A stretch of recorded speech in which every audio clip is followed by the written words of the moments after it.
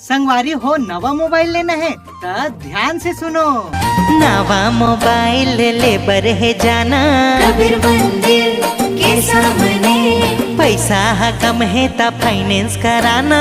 Raipur road Mahasamund में नवा mobile ले बर है जाना। हर तिहार में बेस्ट ऑफर माँ विंध्यवासिनी मोबाइल में। हाँ जरूर आना, वाजिब दाम पाना।